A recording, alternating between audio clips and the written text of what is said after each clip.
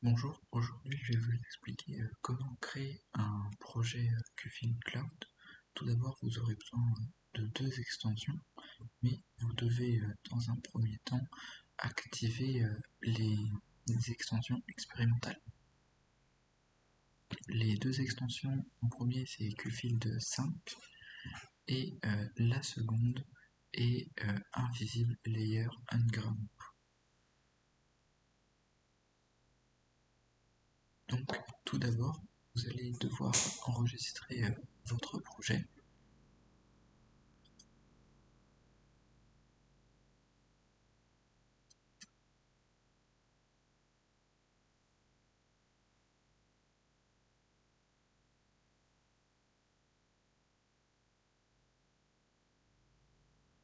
Une fois cela effectué, vous allez pouvoir ouvrir l'interface cloud.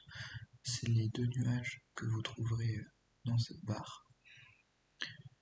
Pour ce faire, vous devez effectuer un clic droit et cocher les cases qui sont extensions dans la source et également cocher la case qui s'appelle Qfil 5.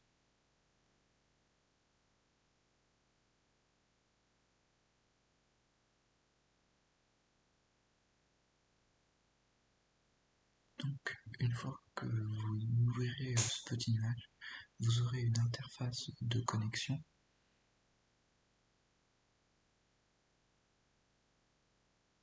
Vous devrez renseigner votre nom d'utilisateur et votre mot de passe, ce qui vous permettra donc à vous connecter sur votre compte.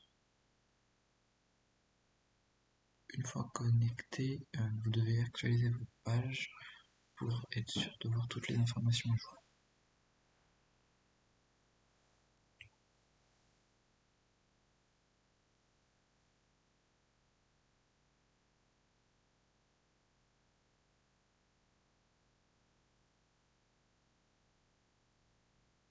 Cela peut mettre un peu de temps. Donc ensuite, vous aurez un outil création d'un projet. Je vous conseille d'utiliser cet outil qui est recommandé. Plusieurs informations vous êtes demandées, le nom du projet, une description, le chemin où celui-ci va se trouver pour être stocké sur votre ordinateur. Vous pouvez ensuite créer votre projet.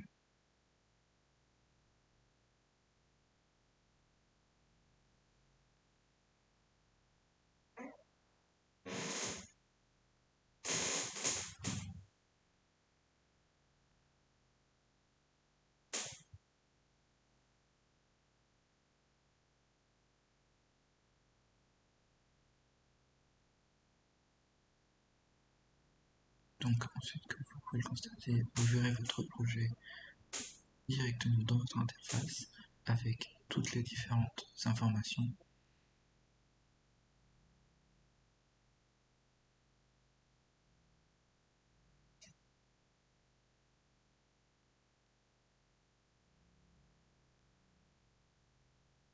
Donc pour la création du projet, moi je vais au préalable préparer différentes couches que je vais intégrer dans le projet.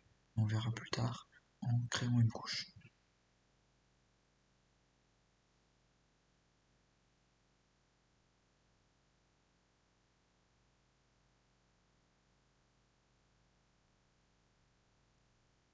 Donc la première étape, donc là moi, je vais vérifier les différents champs s'ils ont bien été importés.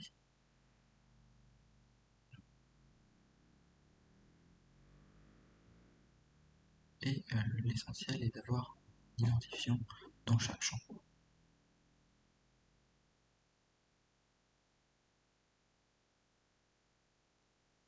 Donc ici, toutes mes entités ont un champ identifiant qui s'appelle ID.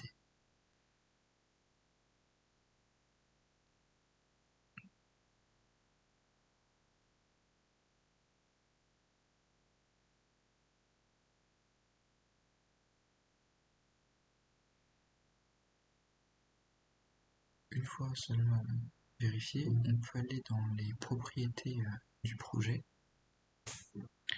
pour réaliser une relation entre toutes nos individus. Donc, pour ma part, je vais choisir donc ma couche point avec ma couche type où je mets le champ qui sera l'identifiant. J'utilise une relation qui est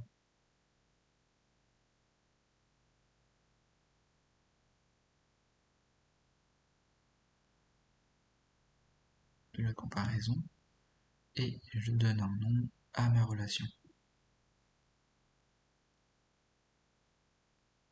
Et j'ai effectué cette manipulation pour chaque tableau.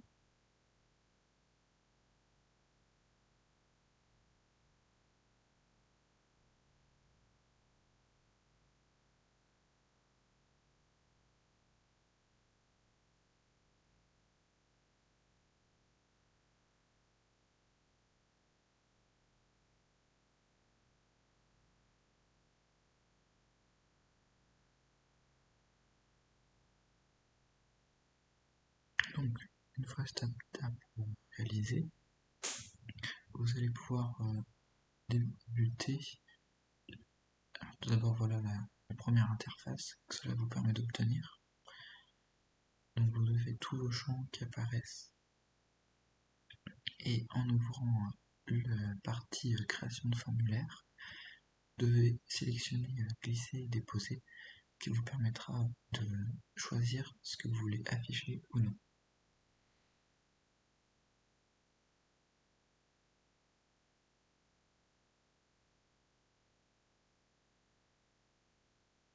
Donc tout d'abord, je vais décider d'assigner sur mon ID un identifiant qui sera unique au format UUID. Il faut donc que je choisisse dans le type d'outil et ensuite que dans la valeur par défaut, je l'assigne avec une expression. Comme vous le voyez ici, un identifiant unique est créé.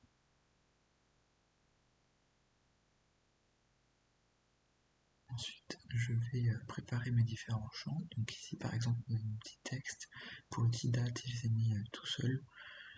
Et je vais donc réaliser dans la valeur par défaut la fonction now qui permet de renvoyer la date du jour.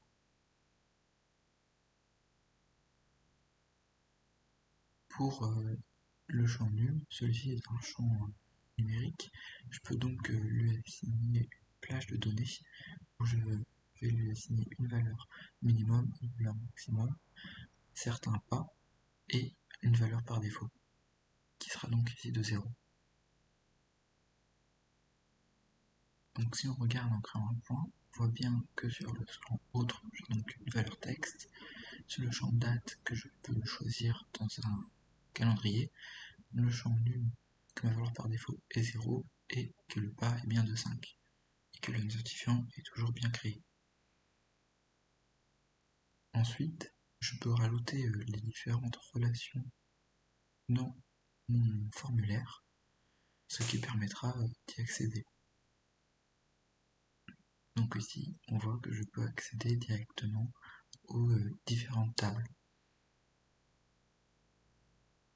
Donc ici, par exemple, en ouvrant, j'arrivais dans la table qui était assignée. On peut également créer différents groupes pour réussir à modifier l'interface.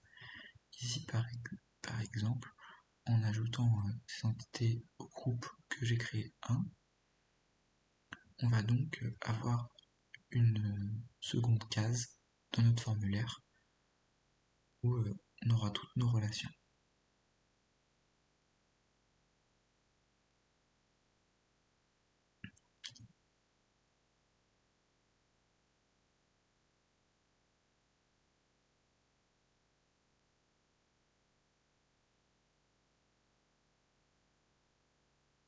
Ensuite, donc je vais vérifier que dans tous mes autres tableaux, le champ ID, d'abord j'assigne un champ d'une liste de valeurs. Oui, ici je vais désigner la valeur par défaut, l'utilisateur, pour que celui-ci envoie tout le temps et automatiquement au moment de la création de la couche. Du coup, je vérifie bien dans le champ identifiant que ceci soit bien une relation et que le champ relation soit bien l'identifiant. Ici, je corrige de autre à identifiant. Et j'effectue cette manipulation dans chaque table. Ici, pour ma couche photo, je vais donc importer une image. Je vais donc décider de mettre un champ de pièces jointes. Plusieurs éléments sont modifiables. Ici, je vais faire le choix de ne rien changer.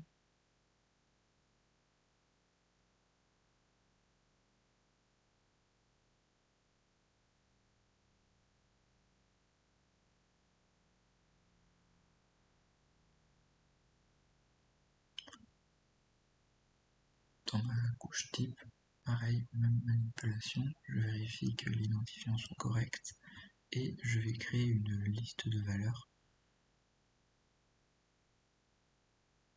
avec dans la colonne valeurs, ça sera ce qui sera contenu au moment de l'entrée et la description, ça sera le visuel qui me sera renvoyé dans le formulaire.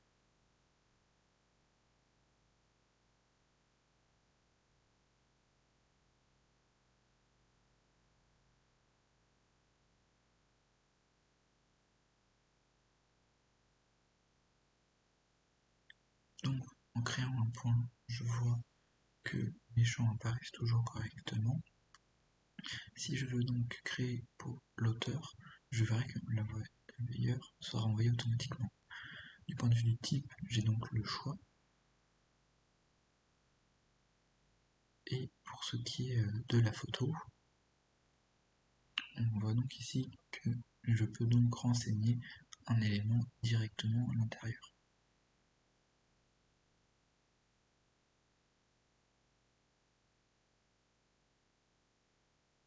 Si j'étais sur smartphone, je pourrais directement prendre une photo.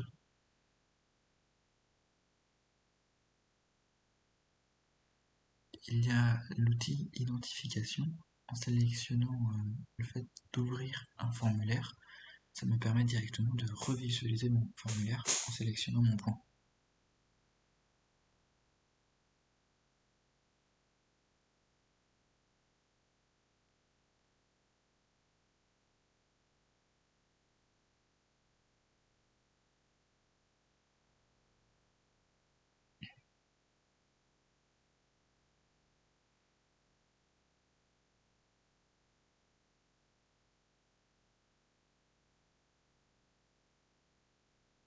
Donc désormais, je souhaite joindre plusieurs éléments à ma couche.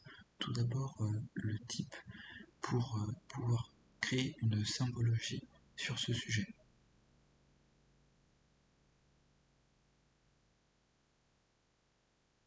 Donc j'assigne bien la table, le champ de jointure, un formulaire dynamique pour qu'il se mette à jour et le champ que je souhaite renseigner. Je vais effectuer la même manipulation sur le champ photo en apportant ce coup-là le champ lien pour pouvoir visualiser ma photo dans le formulaire.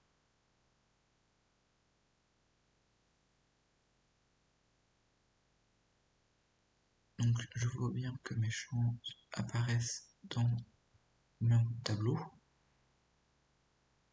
Je vais donc dans l'aspect symbologie, je vais créer une symbologie graduée sur le champ type qui est importé. Et donc ici j'assigne les différentes valeurs. Comme on peut le voir, les valeurs sont donc V1 et V2. Car valeur 1 et valeur 2 étaient seulement description.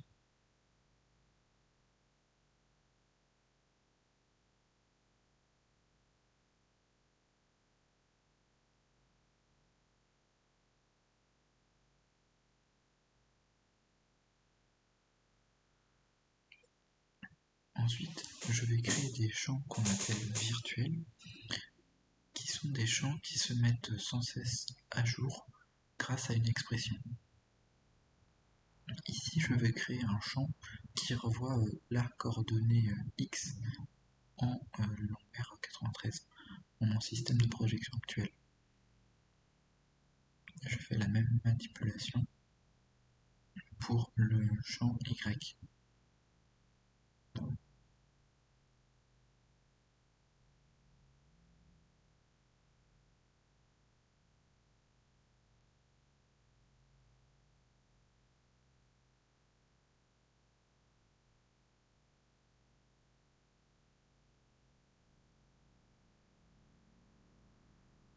Et je vais réeffectuer cette méthode en créant un champ photo pour pouvoir visualiser ma photo. Cette expression est un peu plus complexe car j'en ai préparé une qui vérifie que le champ soit importé en format directement sur le terrain ou directement sur l'ordinateur. Car il y a une différence. Car le fichier importé sur le téléphone comportera seulement le champ du format DCIM, alors que le champ importé sur l'ordinateur sera lu au complet. Ensuite, je vais transformer ce champ virtuel en pièce jointe. Je vais sélectionner dans la visualisation le format image, où je vais lui imposer une taille en largeur et en longueur et en hauteur maximum et minimum. Ici par exemple, je remarque que j'ai une erreur parce que ma photo ne s'importe pas. Cela est dû que j'ai utilisé une expression qui se trouvait sur un autre projet et pas celle que j'avais préparée.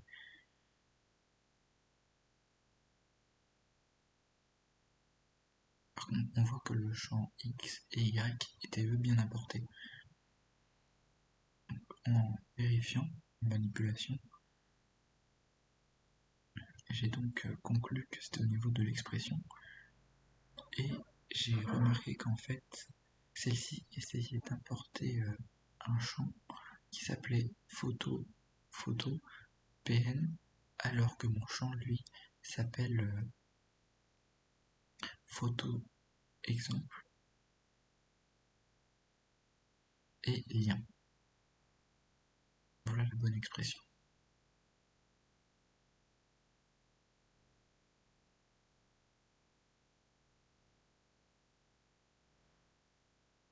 Une fois changé, je vois donc que dans le formulaire, ma photo apparaît.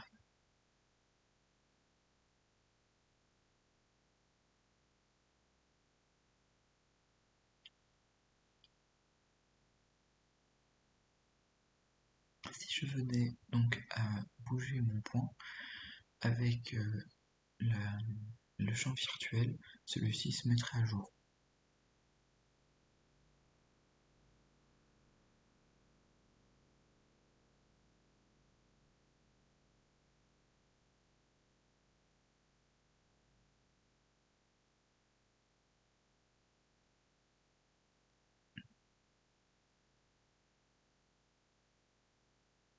Chose que je ne savais pas, ce champ se met à jour seulement au moment de l'enregistrement de la couche.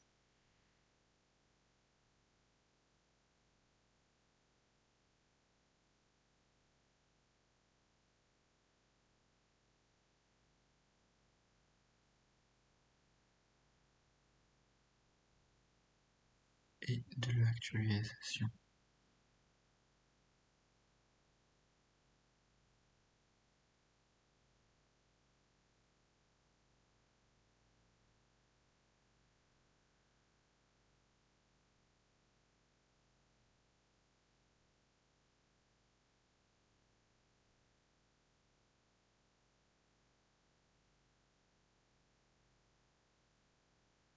Donc si par contre vous êtes dans un cas où vous devez créer un nouveau tableau, vous passez donc par l'outil adapté.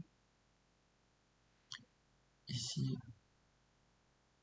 Je vais dans un premier temps retirer l'identifiant car je souhaite qu'il soit seulement que ce soit un champ texte et non un champ nombre. Et je vais appeler un second champ type prot car je vais créer une table sur les sujets de protection de berge. Je vais donc choisir là où se trouve mon projet, même si cela a peu d'importance, car par la suite, je transformerai tous mes fichiers en format GeoPackage.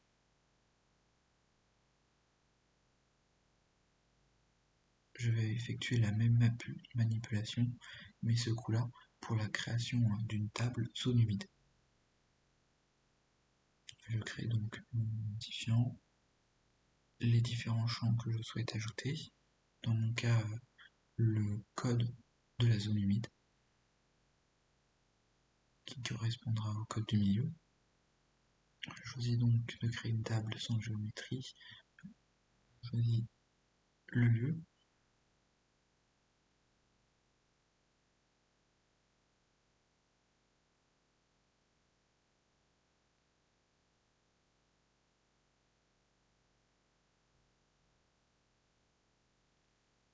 et je vais désormais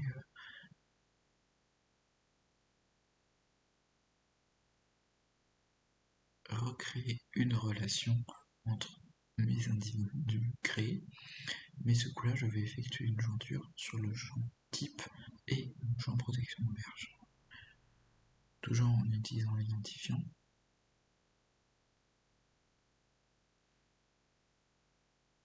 Et je vais effectuer la même manipulation entre le champ type et le champ zone humide.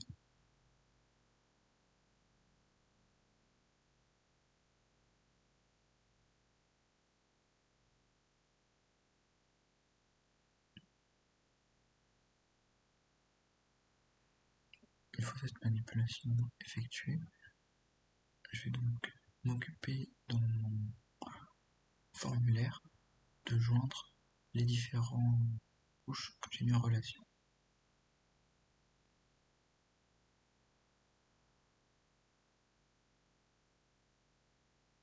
Je vérifie que l'identifiant soit le bon. Ici, dans mon cas, non. Je vérifie l'ID, c'est joint. Et je vais créer une liste de valeurs pour CodeCoring. Toujours avec ce principe de description et de valeur.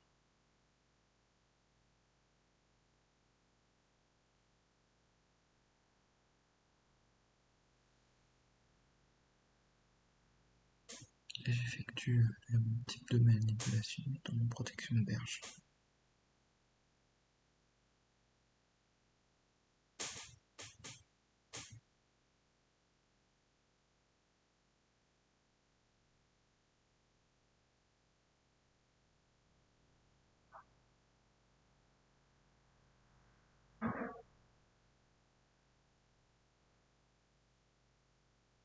Une fois ces champs créés, je peux tester voir si la jonction marche bien. Je vais donc entrer dans la table type et je me rends bien compte que ma zone humide et ma protection de berge est présente. Désormais, je vais utiliser l'outil de groupe pour faire en sorte que l'entité que je sélectionnerai dans type soit affichée. Je vais donc créer un groupe pour mes zones humides et un autre groupe pour mes protections de berge. À l'intérieur de celui-ci, je vais intégrer une contrainte. Ici, je vais lui dire qu'il recherche dans type et s'il trouve que dans l'entité type, l'entité V1,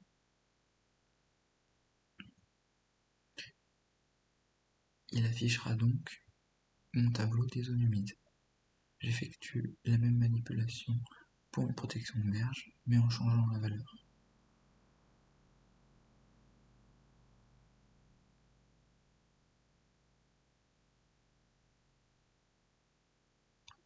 En créant un point, désormais, en rentrant dans ma table, je vois qu'aucune des deux ne s'affiche, et en sélectionnant une de mes deux valeurs, la table s'affiche à son tour,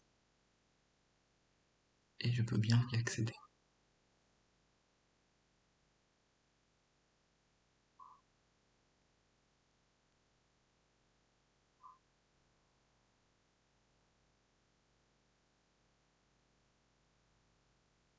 Ici, je vais supprimer l'entité pour créer une valeur 1 pour voir que la catégorisation des entités par symbologie fonctionne correctement.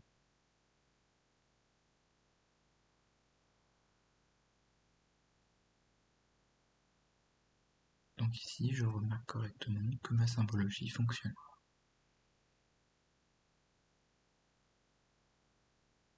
Je vais ensuite ajouter un fond de carte pour pouvoir visualiser où je me trouve directement sur le terrain. Pour ce faire, j'utilise de mon côté l'OpenStreetMap.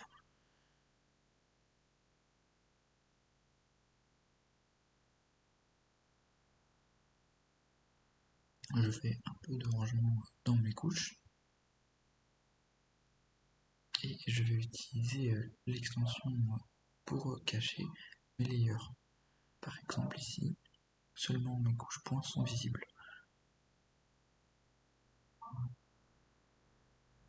ce qui permettra de faciliter visuellement l'outil sur le terrain.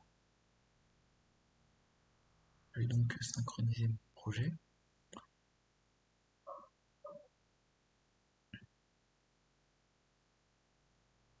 En sachant qu'il faut bien penser à enregistrer le projet avant de l'exporter.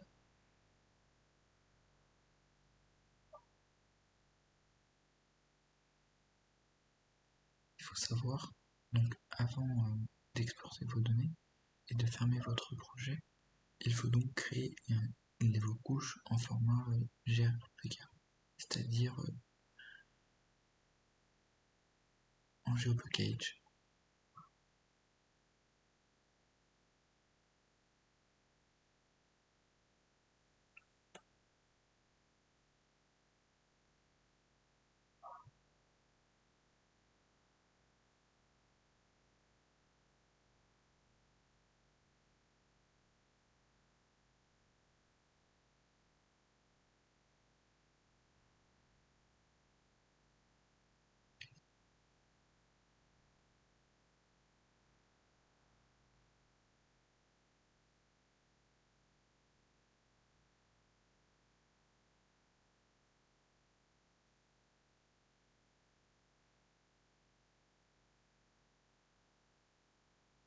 Donc pour ce qui est de la création d'un GeoPackage, vous avez un outil dans la section base de données qui est fait pour qu'il y ait l'empaquetage de données. Donc ici je vais sélectionner toutes mes couches. Je sélectionne ensuite les différents critères que je souhaite. Pour ma part, c'est ceci. Et pour ce qui est de l'enregistrement de la couche, je vais donc sélectionner là où se trouve mon projet.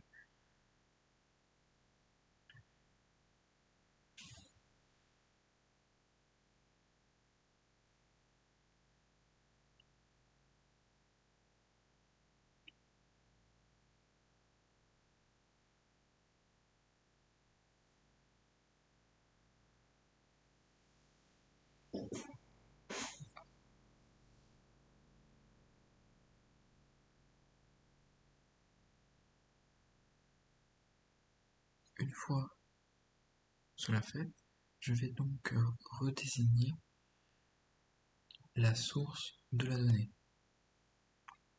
Je recherche donc mon GeoPackage qui se trouve dans mon dossier de QFIL.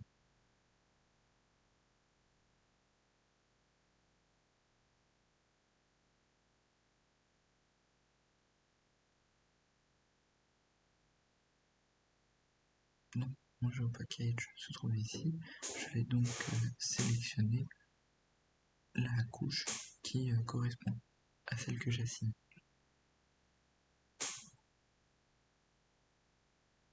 Et vous devez répéter cette manipulation pour chaque couche.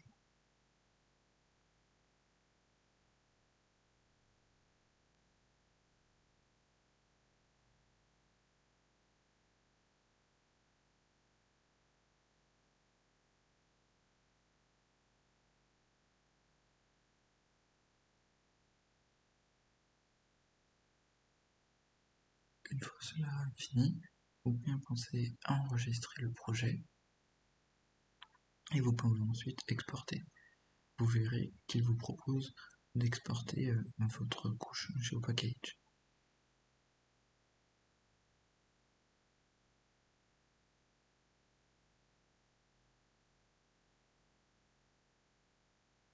Une fois cela fait, votre projet est prêt à l'utilisation. Je vais donc ici tester le fonctionnement couche. Je vois que j'ai bien accès à tous mes champs, que ma fonction choix fonctionne toujours.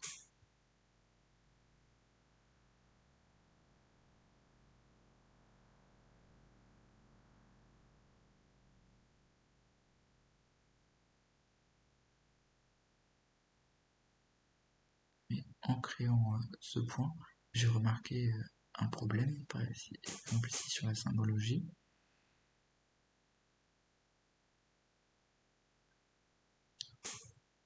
Et en regardant dans mes champs, j'ai remarqué qu'en transformant ma couche en GeoPackage, mes champs virtuels s'étaient transformés en champs classiques. Il faudrait donc supprimer les champs classiques et recréer des champs virtuels. Les jointures également se sont créées en champs classiques. Il faudrait donc réeffectuer la jointure.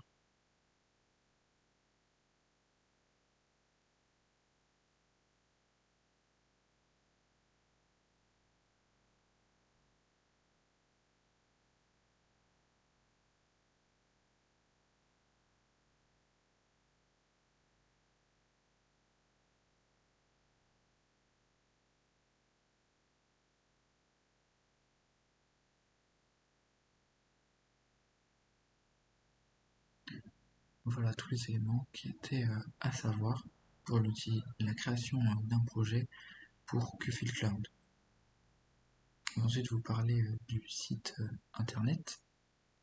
Donc, tout d'abord, vous avez votre page où vous voyez tous vos éléments.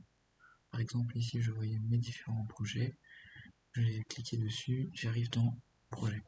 Je peux voir la description et les éléments principaux, les personnes qui se trouvent dans ce projet, les différents fichiers et les changements. Donc, pour ce qui est des fichiers, ici sera contenu tous les fichiers que vous aurez exportés sur le cloud. Pour ce qui est des changements, ici ce sera toutes les actions qui ont été effectuées, comme la création d'un point ou la modification d'une table. Pour les collaborateurs, ici vous pouvez rajouter les personnes qui auront la possibilité d'effectuer des actions sur le projet selon son rôle. Ici, j'ajoute donc mon second compte et on voit aussi les différents rôles. Nous avons donc le reader qui consiste seulement à voir et ça va jusqu'à l'administrateur qui peut effectuer toutes les actions. Sur le champ job, on voit les différents imports et exports du projet qui ont été effectués. Dans le champ setting, on voit ici qu'on peut rendre le projet public et donc le range communautaire ou qu'il soit seulement de notre côté. On peut également transférer le projet à notre structure ou à une autre personne et également le supprimer. Pour ce qui est de l'interface sur Qfield, on a donc une section Cloud qui apparaît avec mes projets et les communautaires. Ici, je vois par exemple qu'il y a le projet que j'ai créé. Je vais donc cliquer dessus pour l'enregistrer. Ça va donc l'importer du cloud. Et pour ce qui est de l'interface, je peux donc voir que je peux créer un point, tout simplement, avec le même fonctionnement que sur QGIS. Avec mes différentes sections, texte, date, numérique, mais également les différentes colonnes qui sont jointes. Donc par exemple ici l'auteur,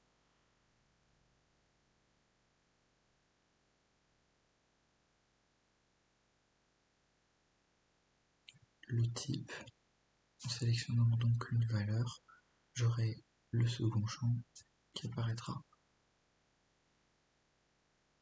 que je pourrai également renseigner.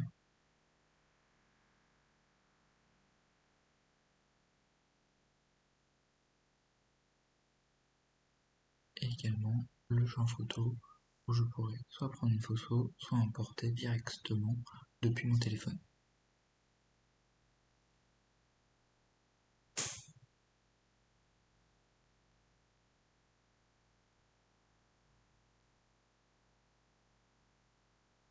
Donc créer le point, et je pourrai ensuite utiliser l'outil Cloud pour synchroniser mes données ou exclusivement pousser mes données sur le cloud ou annuler mes modifications. Ici j'ai effectué une synchronisation, cela peut prendre un certain temps.